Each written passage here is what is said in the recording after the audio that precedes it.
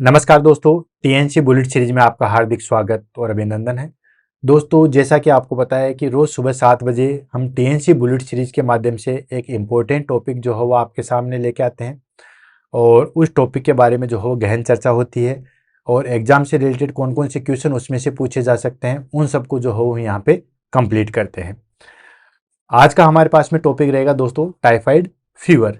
Typhoid fever से भी जो है एग्जाम में बहुत सारे क्वेश्चन पूछे जाते हैं, उसके बारे में हम लेंगे। देन कौन कौन से इंपॉर्टेंट क्वेश्चन है उसको हम डिस्कस करेंगे। देन उसके बाद आगे बढ़ेंगे।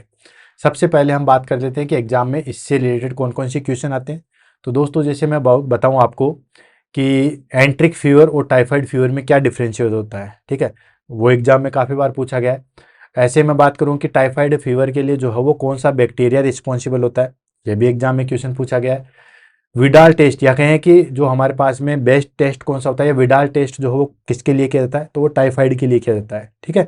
तो कुछ स्पेशल टेस्ट होते हैं, जैसे विडाल टेस्ट इसके लिए हो गया, देन मोन्टेक्स टेस्ट ट्यूबरकुलोसिस के लिए हो गया, देन जो हमारे पास में सिक टेस्ट है वो हमारे पास में डिप्थीरिया के लिए हो गया, जो डिक टेस्ट है वो स्कारलेट फीवर के लिए हो गया। तो कुछ ऐसे इंपॉर्टेंट टेस्ट है, उसमें हमारे पास में विडाल टेस्ट भी आता है। तो विडाल टेस्ट किसके लिए किया जाता है दोस्तों, टाइफाइड फीवर के लिए किया जाता है। तो ये एग्जाम में क्वेश्चन पूछा जाता है। एंड देन उसके बाद एग्जाम में क्वेश्चन पूछा जाता है कि इसका रूट कौन सा है, तो फीको ओरल रूट उसके द्वारा होता है। देन एग्जाम में ये भी पूछा गया है कि दोस्तों इसके अंदर स्टूल किस तरीके होता है, तो पी सूप स्टूल जो है वो देखने को मिलेगा। तो ऐसे बहुत सारे एग्जाम में क्वेश्चन पूछाते हैं। तो आज हो सभी क्वेश्चनों को हम देखेंगे, कैसे कैसे क्वेश्चन पूछे जाते हैं एग्जाम में, वो सारों को डिस्कस करेंगे, कैसे पूछे जाएंगे उन सबको देखेंगे और पूरी डिजीज को जो है वो हम बिल्कुल पोस्टमार्टम करके जो है इस डिजीज को हम फिनिश करेंगे, ठीक है। तो दोस्तों हो जाइए तैयार, चलते हैं आगे और इसको जो है वो आगे बढ़ते हैं, ठीक है। सबसे पहले आ जाता है हमारे पास में डेफिनेशन। डेफिनेशन की अगर हम बात करें तो डेफिनेशन आ जाता है हमारे पास में कि typhoid fever is an acute systemic infection caused by bacteria Salmonella enterica serotype also called as, that is called Salmonella typhi. Salmonella typhi जो है वो शॉर्ट फॉर्म है, फुल फॉर्म होती है इसकी, that is called Salmonella enterica serotype typhi, ठीक है। तो ये फुल फॉर्म है, फुल फॉर्म याद रहे, अच्छी बात है, नहीं है तो साल्मोनेला टाइफाई जो है वो याद रखना। डेफिनेशन क्या होगी, टाइफाइड फीवर जो है, टाइफाइड फीवर एक एक्यूट सिस्टेमिक इन्फेक्शन है जो कि किसकी वजह से होता है, बैक्टीरिया की वजह से होता है। कौन सा बैक्टीरिया, साल्मोनेला टाइफाई की वजह से होता है। सिंपल डेफिनेशन है, इससे सिंपल डेफिनेशन तो कुछ हो ही नहीं सकते। वैसे भी टाइफाइड के बारे में आप लोग जानते होंगे, कभी ना कभी तो इसकी चपेट में आए होंगे। अगर नहीं आए हो तो बहुत अच्छी बात है, भगवान का धन्यवाद दो। और मैं भी प्रार्थना करता हूं कि आप कभी इसकी चपेट में ना आए। और जो बच्चे टाइफाइड की चपेट में पहले आ चुके हैं, ठीक है, उनसे प्रार्थना है या उनके लिए प्रार्थना यह है कि आगे इन फ्यूचर में दोबारा से ना आए। तो दोस्तों, टाइफाइड फीवर जो है वो हमारे पास में एक्यूट सिस्टेमिक इन्फेक्शन है जो कि बैक्टीरिया की वजह से होता है। किसकी वजह से, साल्मोनेला टाइफाई की वजह से होता है। And its primary affect the gastrointestinal tract and can spread to other organ. यानी कि ये वैसे प्राइमरली जो है वो किसको अफेक्ट करता है, गैस्ट्रो इंटेस्टाइनल ट्रैक्ट को करता है, लेकिन उसके बाद लीवर में, गोल ब्लैडर में आदि में जो है वो स्प्रेड हो जाता है, ठीक है। ऐसे इसमें आ जाता है हमारे पास में एंट्रिक फीवर। बहुत जगह जो है वो आपने देखा होगा कि एंट्रिक फीवर को हम टाइफाइड फीवर मान लेते हैं, तो दोस्तों ऐसा नहीं है, ठीक है। एंट्रिक फीवर जो है वो हमारे पास में इसमें दो चीजें हैं। एक होता है हमारे पास में that is called typhoid fever, और एक होता है हमारे पास में दैट इज कॉल्ड पैराटाइफाइड, ठीक है।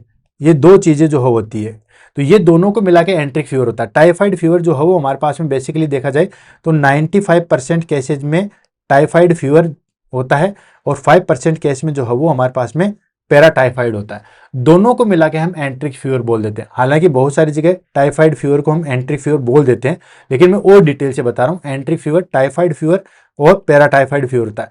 टाइफाइड फीवर जो है वो किसकी वजह से होता है, इट्स कोज बाई, ठीक है। ये हमारे पास में जो है वो, ये एटियोलॉजी की बात करें तो एटियोलॉजी होता है इसकी साल्मोनेला टाइफाई, ठीक है। क्या होता है दोस्तों, साल्मोनेला टाइफाई जो है वो इसका एटियोलॉजी होता है, और इसकी एटियोलॉजी होता है हमारे पास में साल्मोनेला पैराटाइफाई, ठीक है। ये दो तीन तरीके के होते हैं, ए बी एंड सी अलग अलग होते हैं, ठीक है। तो आपको सिर्फ जो है वो चीजें याद रखनी है कि ये बेसिकली जो है हमारे पास में टाइफाइड फीवर है, इस तरीके से डिफ्रेंशिएट होता है। ठीक है। टाइफाइड फीवर जो है ये हम पढ़ेंगे। अगर आपसे पूछे एंट्रिक फीवर क्या होता है, तो दोस्तों typhoid fever plus paratyphoid fever को मिला के जो बोला जाएगा उसको हम एंट्रिक फीवर बोलते हैं। दोनों की इटियोलॉजी, ये साल्मोनेला टाइफाई से होता है या साल्मोनेला पैराटाइफाई से जो है वो होता है। नेक्स्ट आ जाता है हमारे पास में कॉजिटिव एजेंट। हम टाइफाइड फीवर के बारे में देख रहे हैं, ठीक है। लेकिन कोई आपसे पूछे तो कल को ये ना कह दे कि सर ने जो है वो हमें आधी अधूरी चीज बताई है। तो दोनों मैंने आपको बता दी, एंट्रिक फीवर और टाइफाइड फीवर में डिफरेंशिएट। नेक्स्ट आता है दोस्तों साल्मोनेला टाइफाई। पॉजिटिव एजेंट कौन सा होता है? साल्मोनेला टाइफाई होता है, जो कि एक gram negative rod shape bacteria होता है एंड फेकुलेटिव एनारोब्स बैक्टीरिया होता है। तो दोस्तों जो फेकुलेटिव एनारोब्स क्या होता है, ग्राम नेगेटिव आपको समझ में आता ही है कि जो हम ग्राम स्टेनिंग करते हैं, ठीक है, ग्राम स्टेनिंग करते हैं तो वहां पे हमारे पास में दो प्रकार के बैक्टीरिया निकल के आते हैं, that is called gram positive और ग्राम नेगेटिव। तो ये जो है हमारे पास में ग्राम नेगेटिव बैक्टीरिया होता है। ग्राम नेगेटिव को और डिटेल से बताएं, हालांकि अगर ग्राम नेगेटिव पॉजिटिव मैंने ऑलरेडी जो है बुलेट सीरीज के अंदर करवा रखा है स्टेनिंग, लेकिन अब दोबारा इस सारी चीज नहीं बताएंगे। लेकिन मोटा मोटी चीज बताऊं तो यही होता है कि ग्राम नेगेटिव स्टेन का मतलब होता है कि जो भी आप स्टेन करोगे उसका कलर ले लेगा। पहले अगर आप इनको रेड करोगे तो रेड हो जाएगा, एसीटोन डालोगे व्हाइट हो जाएंगे, फिर जो है वो हम सैफरिन डालेंगे तो अलग कलर हो जाएगा। मतलब जैसा जो कलर डालोगे वैसा ही ये स्टेन ले लेता है, ठीक है। इसकी सेल वाल इसी तरीके से होती है। तो ये ग्राम स्टेन को करेंगे तो ये ग्राम नेगेटिव होता है, रोड शेप होता है इस तरीके से। रोड शेप हो गया मतलब बेसिलाई है। क्या है दोस्तों? रोड शेप है मतलब बेसिलाई है। अगर राउंड होता है तो फिर कोकाई होता है, ठीक है। Next facultative anaerobes bacteria. Facultative anaerobes bacteria का मतलब हो गया grow in O2 and CO2, यानी कि अगर O2 मिलेगी तो अच्छे तरीके से ग्रो करेगा, अगर O2 नहीं मिलेगी तो CO2 के अंदर भी जो है वो ग्रो कर लेगा, ठीक है। एक होता है एरोबिक, एक होता है एनारोबिक और एक होता है फेकुलेटिव एनारोबिक।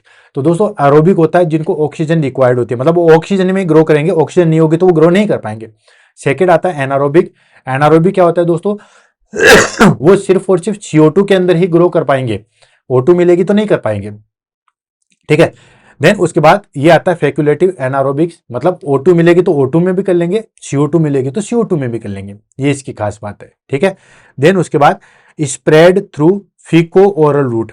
ये जो है वो फीको ओरल रूट के द्वारा जो है वो स्प्रेड होता है, ये भी एग्जाम में काफी बार जो है वो पूछा गया है, ठीक है। And specially area with poor sanitation. कहाँ पे होता है? जहां पे पुअर सैनिटेशन होता है, जैसे झुग्गी झोंपड़ी वालों में, ठीक है, जहां पे बहुत ज्यादा क्राउड होता है वहां पे, ऐसी जगह पे जो है वो टाइफाइड ज्यादा देखने को मिलेगा, जहां पे पुअर सैनिटेशन होता है वहां पे। और इसमें होता है, इसका रूट होता है फीको ओरल रूट, ठीक है।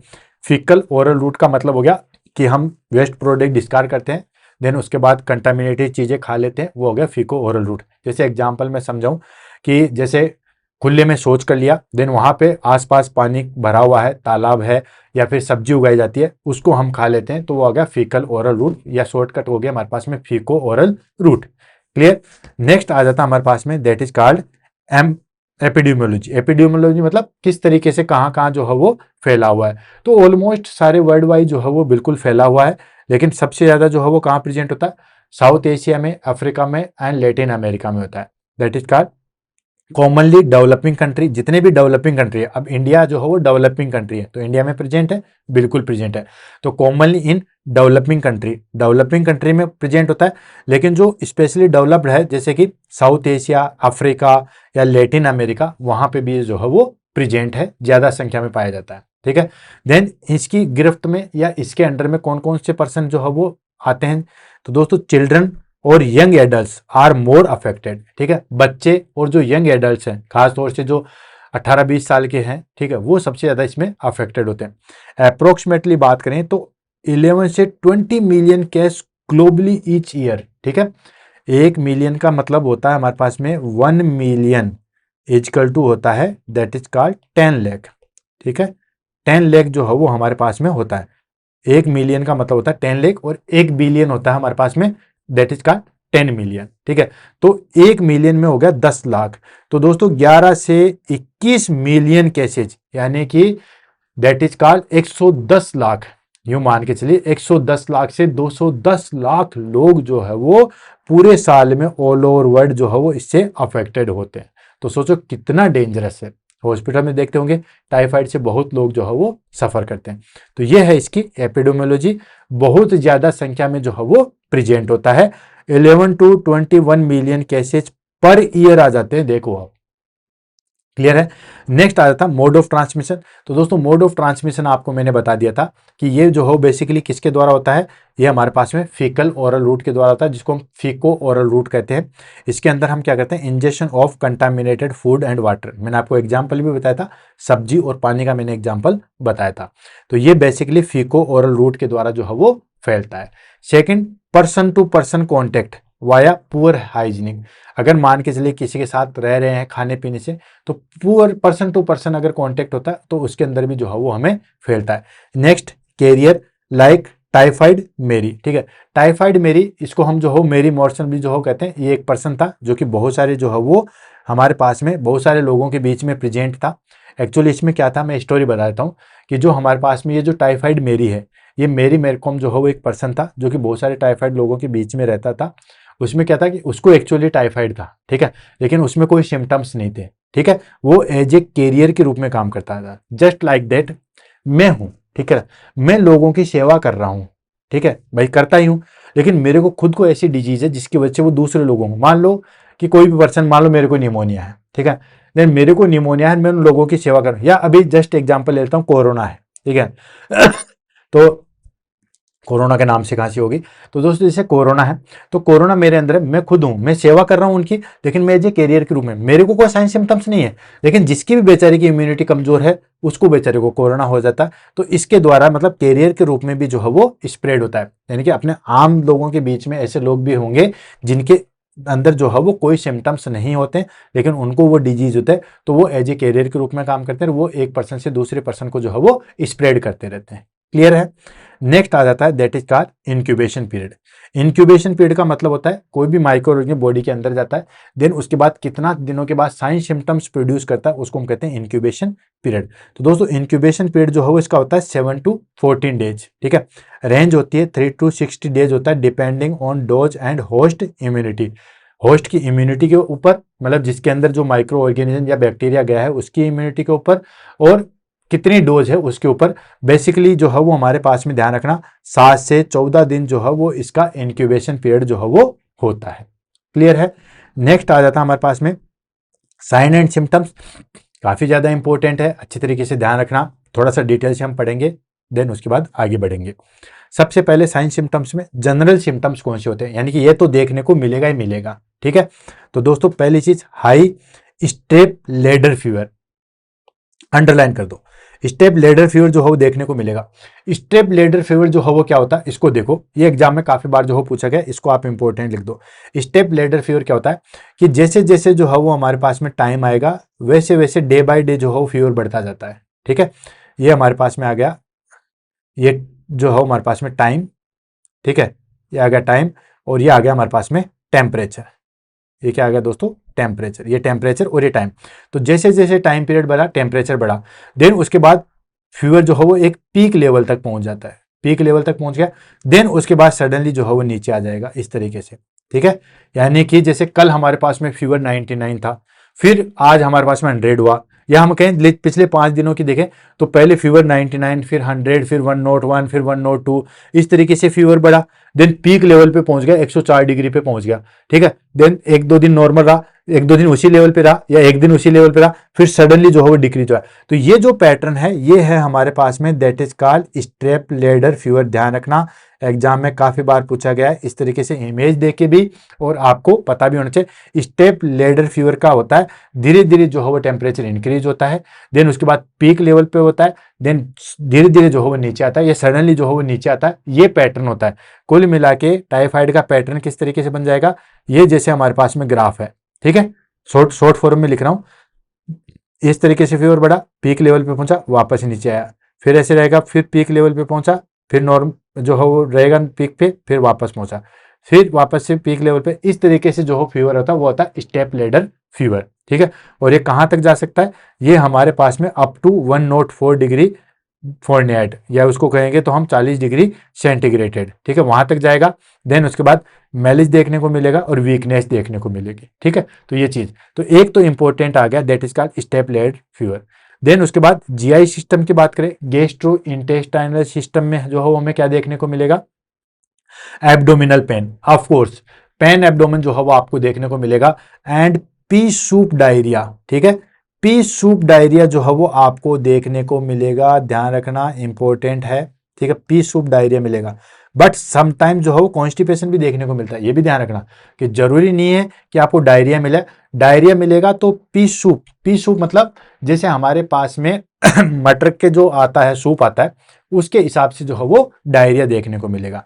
एंड कॉन्स्टिपेशन भी देखने को मिल सकता है, कॉन्स्टिपेशन बहुत कम देखने को मिलता है बट देखने को मिलता है। एंड नेक्स्ट हेपेटोस्प्लेनोमेगेली देखने को मिलेगा। हेपेटोस्प्लेनोमेगेली का मतलब हो गया increase size of liver and spleen, spleen और लीवर की साइज जो है वो बढ़ जाएगी, increase size of liver and spleen, इसको हम बोलते हैं हेपेटोस्प्लेनोमेगेली।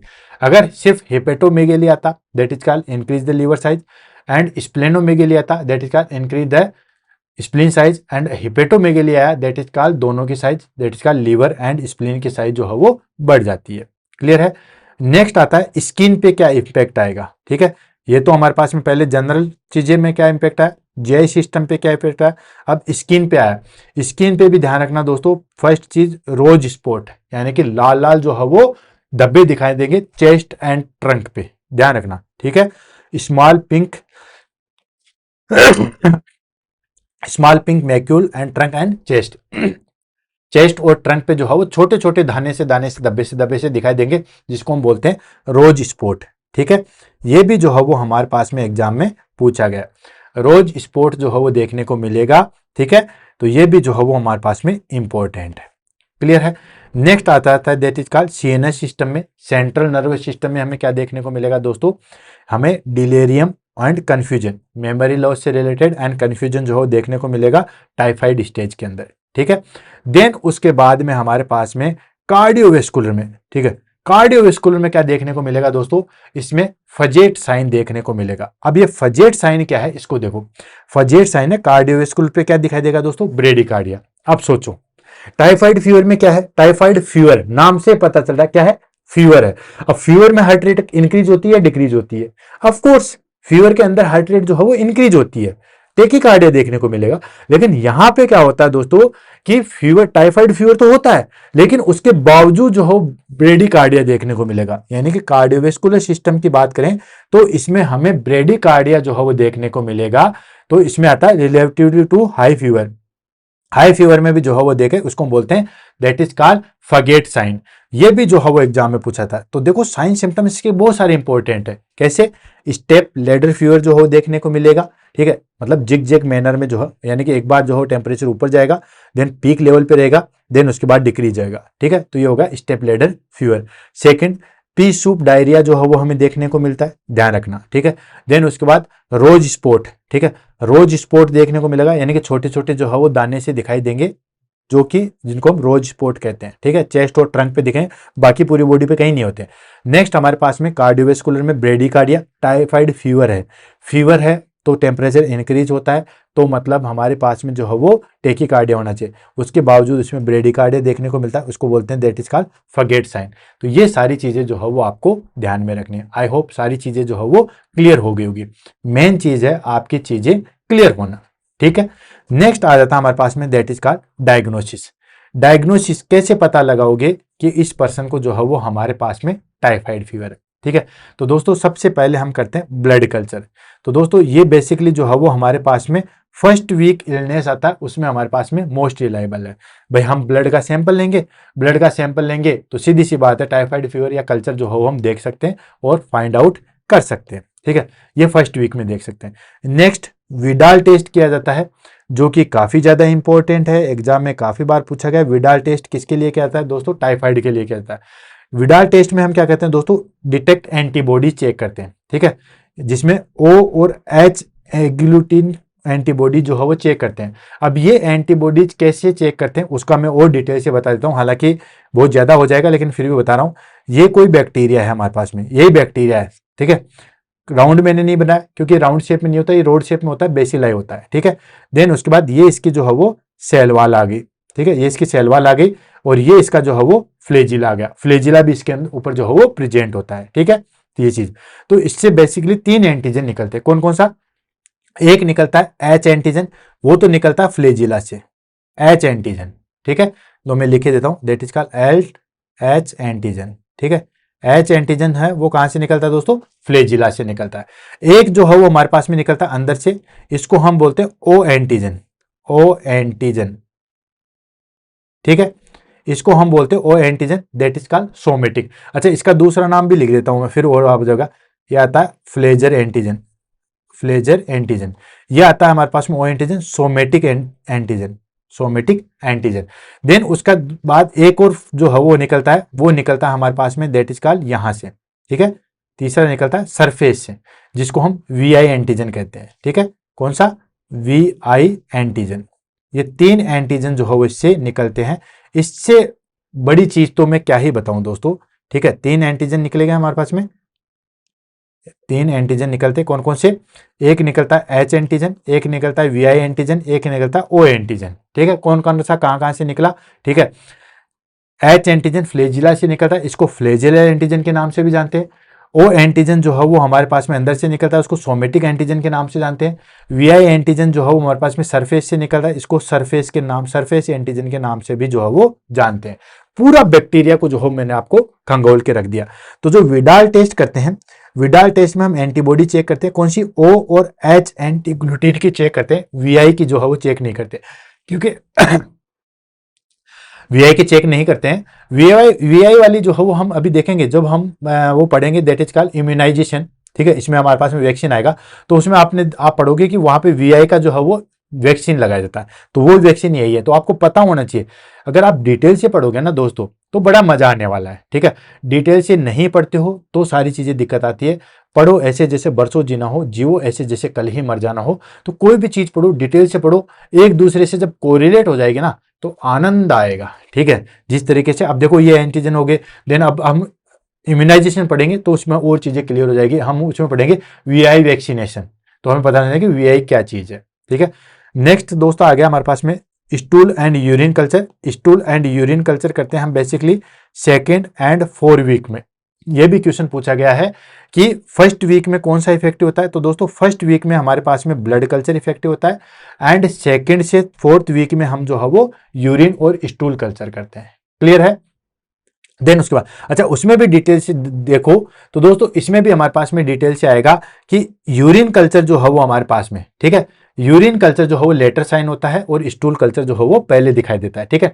2 to 3 वीक जो है वो स्टूल कल्चर दिखाई देगा, एंड उसके बाद 4 वीक पे जो है वो हमारे पास में यूरिन कल्चर होगा। नेक्स्ट आता है हमारे पास में, that is called bone marrow culture, ठीक है।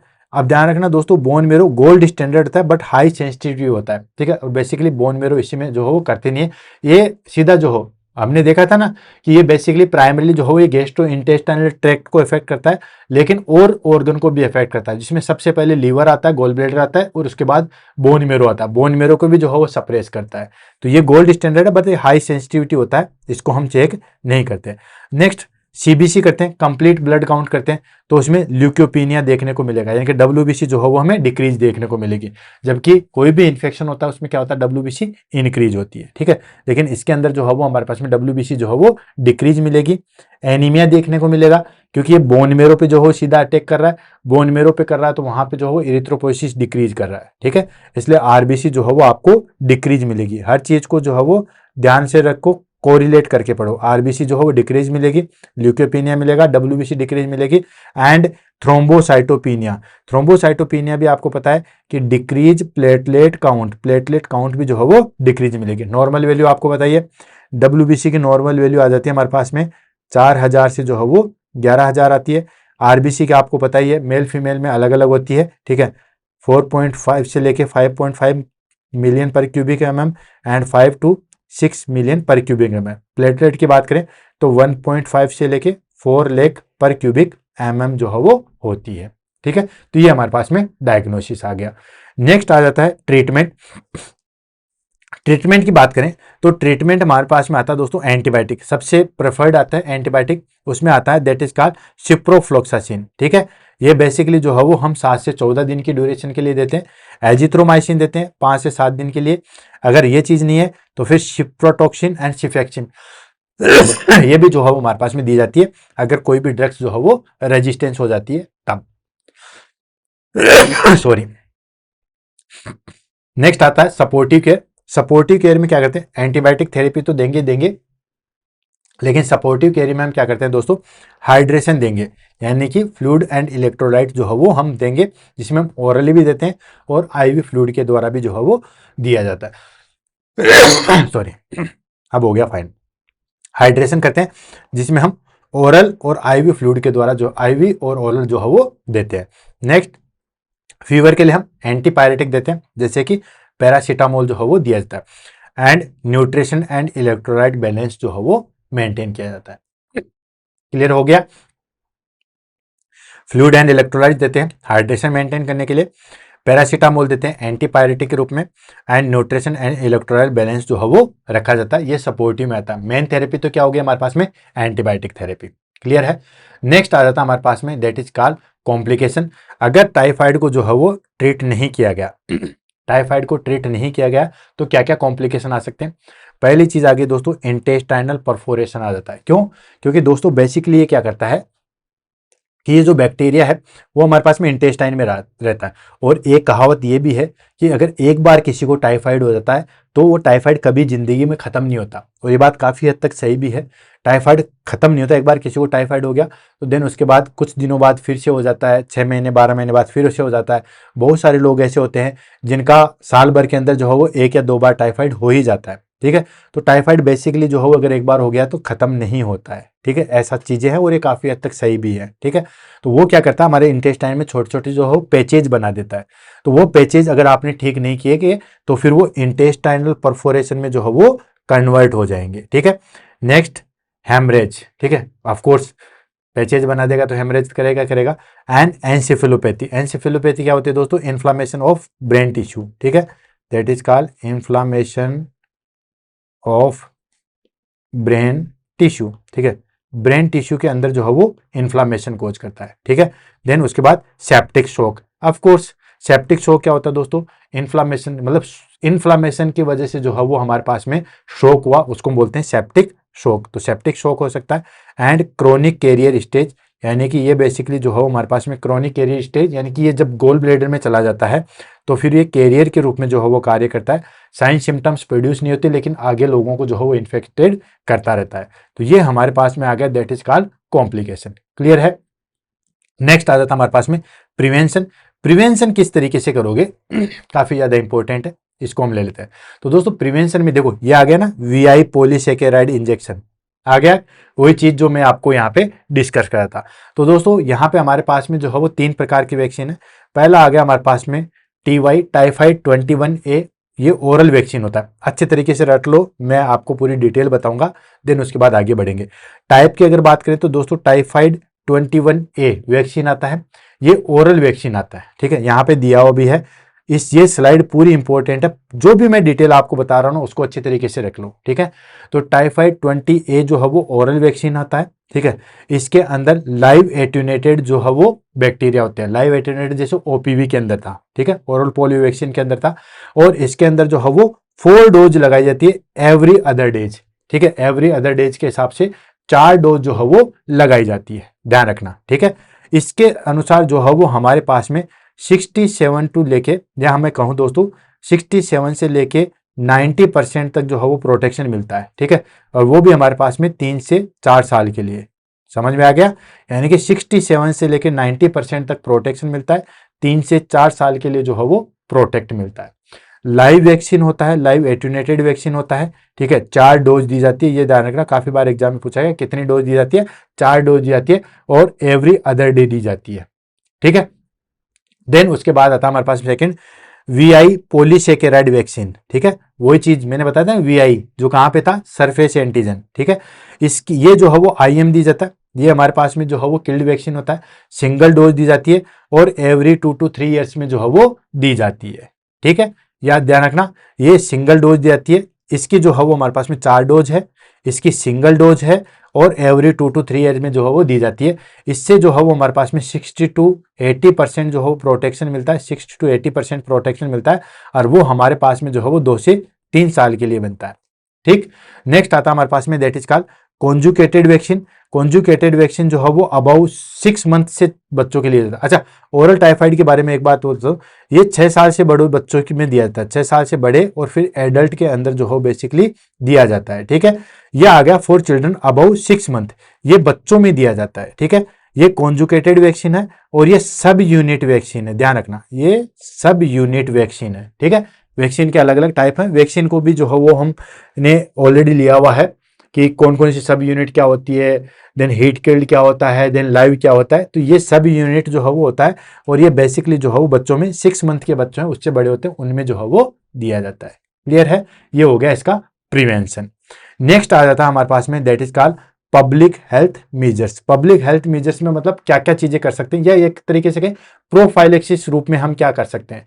तो प्रोफाइलेक्सिस रूप में हमारे पास में क्लीन ड्रिंकिंग वाटर होना चाहिए, यानी कि वाटर को जो है वो अच्छी तरीके से बॉईल करके देन उसको ठंडा करके फिर पीना चाहिए, उसी हिसाब से काम में लेना चाहिए। या फिर जो क्लोरिनेशन है, ठीक है, या क्लोरीन डाल के जो हो पानी का सेवन करना चाहिए, वाटर को जो है वो क्लीन होना चाहिए।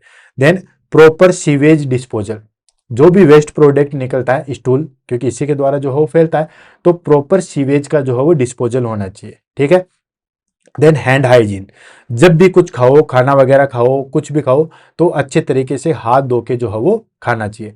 नेक्स्ट आता है safe food practice. Safe food practice यानी कि सब्जियों को अच्छे से धो के रखो, देन उसके बाद जो है वो उसको काम में लो, तो सेफ फूड प्रैक्टिस जो है वो होनी चाहिए। क्लियर है, तो ये चीज जो है वो ध्यान में रखना है।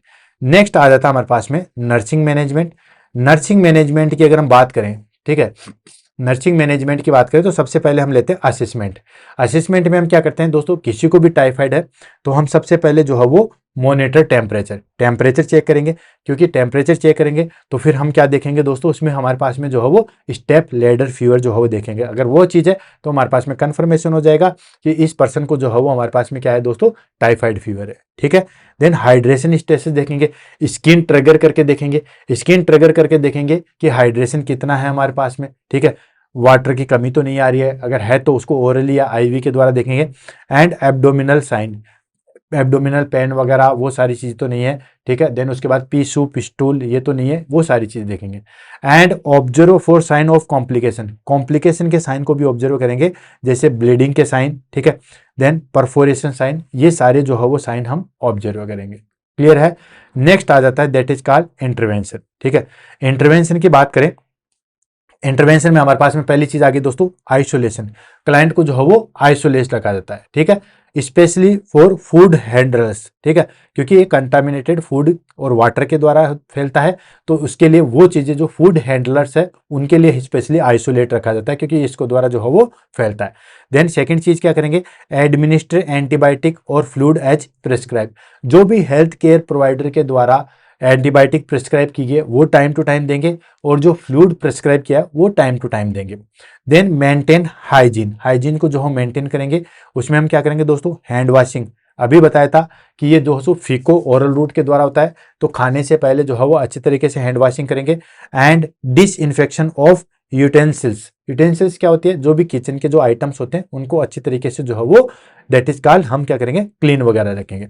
एंड मॉनिटर इनटेक आउटपुट, क्यों जरूरी है, वो जरूरी इसलिए है दोस्तों क्योंकि वहां पे क्या होता है हमारे पास में इनटेक आउटपुट को जो है वो हम मॉनिटर किया जाता है, रखा जाता है। इनटेक आउट को मॉनिटर करने से हमारे पास में क्या होगा कि फ्लूइड की डेफिशिएंसी तो नहीं है, वो सारी चीजें जो है वो हमें फाइंड आउट होगी। ठीक है, जितने भी हमारे पास में फ्लूइड की जो है वो डेफिशिएंसी है वो सारी चीजें फाइंड आउट होगी, तो वो सारी चीजें हैं। Then provide psychological support due to long course. ठीक है, यानी कि आपको पता है कि जल्दी से ठीक नहीं होने वाली है, इसलिए साइकोलॉजिकली सपोर्ट जो है वो दिया जाता है। ठीक है, साइकोलॉजिकल सपोर्ट जो है वो क्लाइंट को दिया जाता है। ये हो गया हमारे पास में इंटरवेंशन। नेक्स्ट आ जाता है हमारे पास में हेल्थ एजुकेशन। हेल्थ एजुकेशन के रूप में हम क्या क्या चीज़ देंगे, वही चीज़ हैंड हाइजीन के बारे में बताएंगे, सैनिटेशन के बारे में बताएंगे, क्योंकि चीज़ घूम फिर के वही आ रही है कि ये किसके द्वारा फैलता है, फीको ओरल रूट के द्वारा फैलता है, कंटामिनेटेड फूड एंड वाटर के द्वारा जो है वो फैल रहा है। And importance of completing antibiotic, complete antibiotic course लेते हैं उसकी इंपॉर्टेंस बताएंगे, ठीक है, क्योंकि जरूरी है कंप्लीट एंटीबायोटिक के जो है वो कोर्स की जो है वो इंपॉर्टेंस बताएंगे। Then avoiding raw and unwashed food, ठीक है, जो भी रो मटेरियल है जैसे हम खाते हैं, जैसे सलाद वगैरह है, तो उसको अवॉइड करेंगे क्योंकि उससे ज़्यादा हो सकता है, क्योंकि कंटामिनेटेड फूड एंड वाटर के द्वारा हो रहा है, वेजिटेबल्स के द्वारा हो रहा है। तो जो अनवॉश्ड फूड है जिसको हम जैसे वैसे धोखे नहीं खाते, जैसे आपने देखा होगा कि बहुत सारे फूड ऐसे जिसको हम धोखे नहीं खा सकते, तो वो सारी चीज़ें आप सीधा सीधा याद रख लीजिएगा कि जैसे हम जो है वो क्या लेते हैं दोस्तों, सलाद वगैरह लेते हैं, तो उसको अवॉइड करना चाहिए। And safe safe travel practice, travel practice में आपको पता है दो चीज़ें, खाने की और सैनिटेशन की, तो ये दोनों चीज़ें जो है वो प्रॉपर होनी चाहिए, नहीं तो कंटा। और आपको एक चीज़ से और ताजुब होगा दोस्तों कि जो टाइफाइड होता है वो मैक्सिमम इन्हीं जगह से होता है, ठीक है, ट्रेवल्स की वजह से होता है, क्योंकि सही तरीके से खाना नहीं मिलता और सही तरीके से सैनिटेशन नहीं मिलता, हाइजीन नहीं मिलती, खाना सेफ वाटर नहीं मिलता, तो इसकी वजह से जो चीज़ें जो है वो होती है। क्लियर है? फटाफट जो है वो इसके की पॉइंट लेते हैं, देन इस टॉपिक को जो है वो फिनिश करते हैं। की पॉइंट में आ गया हमारे पास में, typhoid is caused by salmonella typhi, typhoid जो है वो साल्मोनेला टाइफाई के द्वारा होता है। एंट्रिक फीवर साल्मोनेला टाइफाई और साल्मोनेला पैराटाइफाई के द्वारा होता है, ये चीज ध्यान रखना। ट्रांसमिशन की बात करें, काफी बार बता दिया, फीको ओरल रूट या faecal oral route. Widal test is use for diagnosis, जो कि काफी बार एग्जाम में पूछा गया और वैसे भी ये तो की पॉइंट है। देन उसके बाद मेन सिम्टम्स क्या है दोस्तों, that is called step leather fever. Step leather fever में क्या होता है दोस्तों, धीरे धीरे फीवर ऊपर बढ़ता है, पीक लेवल पे रहता है, और देन धीरे धीरे जो जो हो नीचे बढ़ता है, जैसे स्टेप लेदर फीवर। रोज स्पॉट जब हम देखते हैं, रोज स्पॉट में हम जो है देखते हैं जैसे कि देखो रेड कलर के जो है वो दाने होते हैं। एंड रिलेटिवली ब्रेडिकार्डिया जो देखने को मिलता है, जो कार्डियोवेस्कुलर में हमारे पास में आता है, ठीक है, वो साइन हमें देखने को मिलता है। देन उसके बाद ट्रीटमेंट की हम बात करें तो दोस्तों सिप्रोफ्लॉक्सासिन लेते हैं, देन सेफ्ट्राजोन लेते हैं, एजिथ्रोमाइसिन हम देते हैं। प्रिवेंशन कैसे करेंगे, टाइफाइड वैक्सीन के द्वारा और हाइजीन मेंटेन के द्वारा। कॉम्प्लिकेशन क्या हो सकती है, इंटेस्टाइनल परफोरेशन हो सकता है। क्लियर है? तो ये जो है वो हमारे पास में मेन इंपॉर्टेंट चीज़ें जो है हमने डिस्कस कर ली। साइन सिम्टम्स में बहुत सारी चीज़ें डिस्कस कर ली, सारे बता दिए, पी सूप स्टोल मैंने बता दिया, देन स्टेप लेडर जो है वो फीवर बता दिया, रोज स्पॉट बता दिया, ये सारी चीज़ें जो है मैंने बता दी। तो दोस्तों इसी के साथ जो है वो आज की क्लास को हम यहीं पे फिनिश करते हैं। आई होप क्लास आपको पसंद आई होगी, और जो जितने भी चीज़ें मैंने नई नई बताई है वो भी आपको जो है वो पसंद आई होगी। और जो बच्चे एग्जाम दे चुके हैं जिनमें इससे रिलेटेड क्वेश्चन पूछा गया है, उनको लगा होगा कि काश ये क्लास हम पहले ले लेते तो बात ही कुछ और थी, इतना नॉलेज हमें मिल गया। कोई बात नहीं, जब जागो तभी सवेरा दोस्तों। अब जब ले रहे हो तो उसको अच्छे तरीके से लो। ऐसे ही हम बहुत सारे डिजीज या बहुत सारे टॉपिक को जो है वो हम इसी टीएनसी बुलेट सीरीज के माध्यम से लेंगे। आप सिर्फ कमेंट कीजिए, क्लास के बारे में बताइए, कोई टॉपिक पढ़ना चाहते हो उसके बारे में बताइए। इसी के साथ आज की क्लास से अलविदा देते हैं दोस्तों। कल सुबह 7 बजे फिर से मिलेंगे, तब तक के लिए have a nice day. Thank you so much.